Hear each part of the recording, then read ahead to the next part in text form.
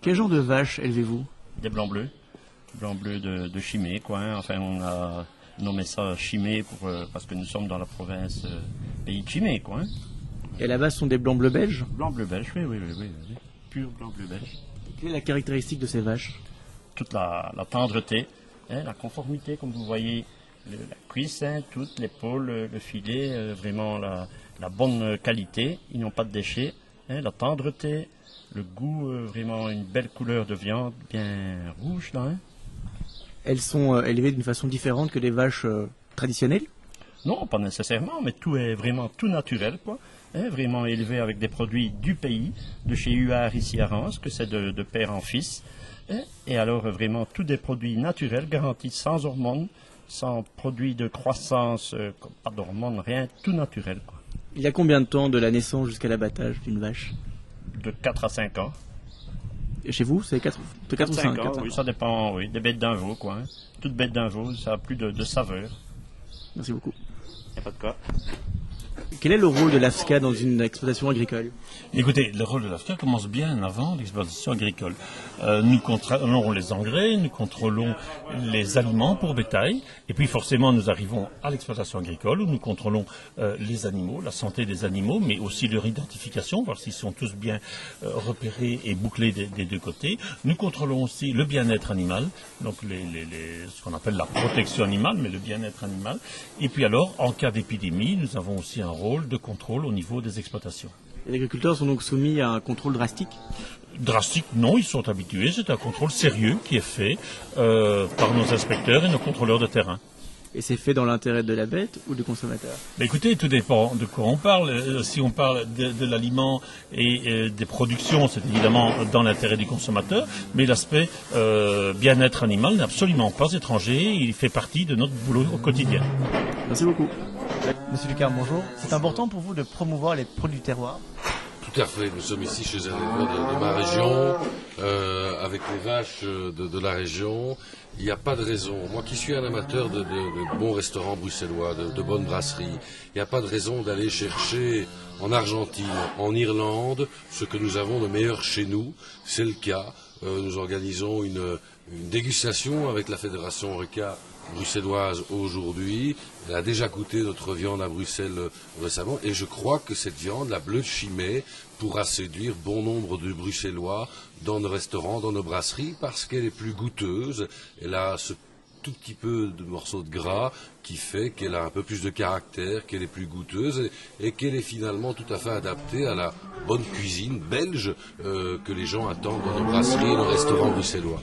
Pensez-vous que nos produits de terroir soient suffisamment mis en avant? Mais je crois que c'était un peu le rôle de parlementaires comme moi, de faire le lien entre des éleveurs, des bouchers comme M. Guillot, et puis un certain nombre de restaurateurs, de faire descendre mes amis bruxellois ici dans ma région et de leur faire découvrir toutes nos richesses.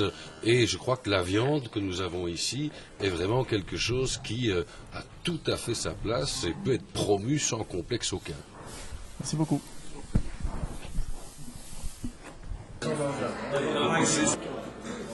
C'est important pour la Fédération Horeca de promouvoir les produits du terroir? La Fédération a une responsabilité très importante dans tout ce qui sont les produits qui vont de suite aux consommateurs. Donc nous sommes en contact immédiat tous les jours avec 3 millions de consommateurs, parce que nous préparons 3 millions ou 3 millions et demi de repas. Et donc il est évident que nous avons une responsabilité de promouvoir des produits du terroir et de notre terroir par rapport à d'autres produits. Et c'est un rôle de consultant que nous remplissons avec plaisir. Oui. Vous comptez promouvoir donc les produits belges auprès des restaurateurs? En tout cas, nous nous informons pour le moment et ce que nous venons de voir aujourd'hui est très prometteur d'avenir. Merci beaucoup.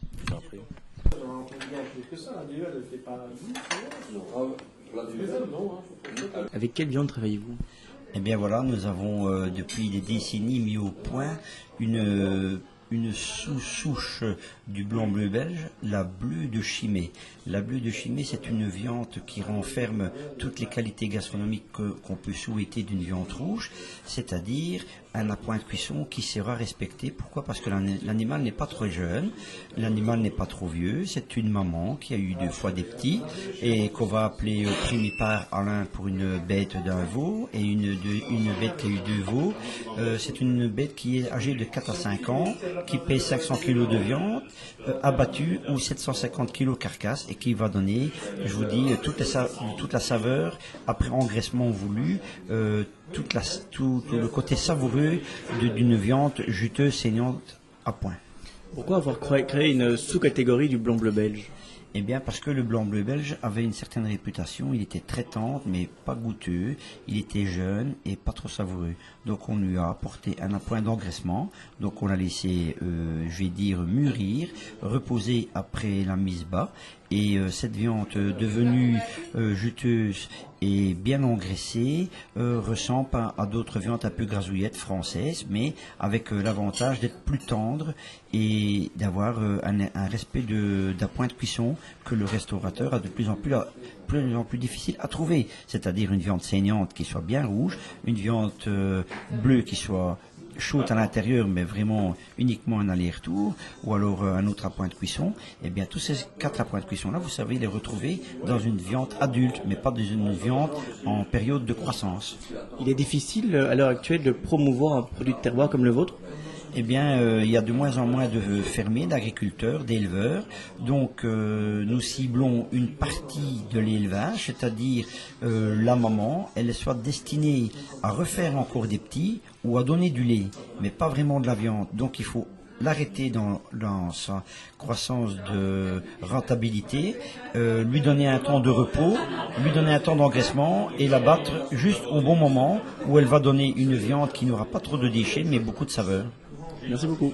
Voilà. Pourquoi avoir choisi de travailler avec la bleue de Chimay? Parce que j'aime bien travailler avec les produits ici de la région, que ce soit la viande, le pain, les confitures, les fruits, enfin, tout ce qui est de notre région. Je préfère privilégier les produits locaux.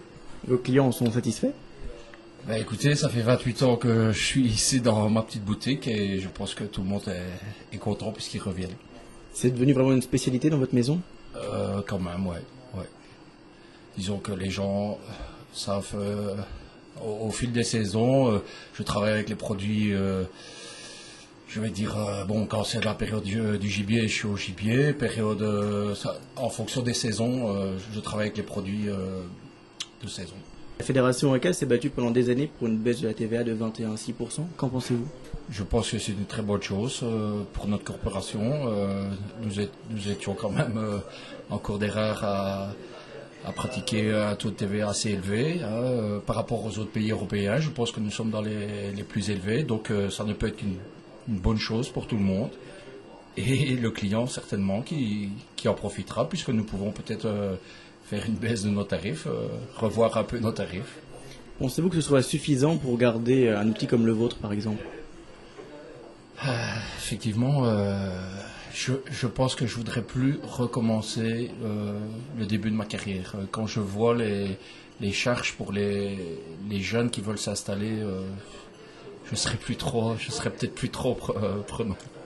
Vous avez l'impression que nos politiciens ne vous soutiennent pas assez dans vos démarches? Je vais pas spécialement remettre ça sur le compte de nos politiciens. Je dirais que il y a déjà beaucoup trop longtemps qu'on pratique un taux de TVA beaucoup trop élevé et il était grand temps depuis que l'Europe s'est installée. Je pense qu'il faut faire quelque chose à ce niveau-là. Donc c'est pour les jeunes, nous on est plutôt en fin de carrière, mais les jeunes qui veulent s'installer, je pense que c'est une très belle chose. Merci beaucoup. Voilà.